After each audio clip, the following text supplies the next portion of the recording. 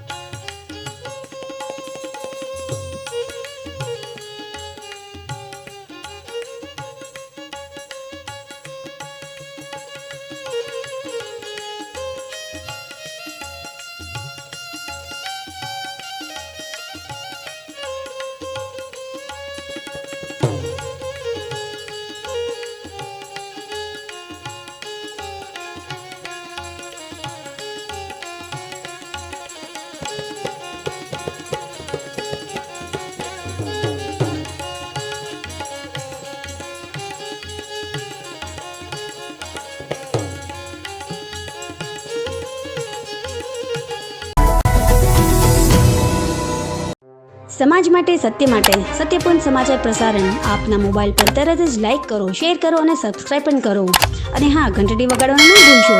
आभार।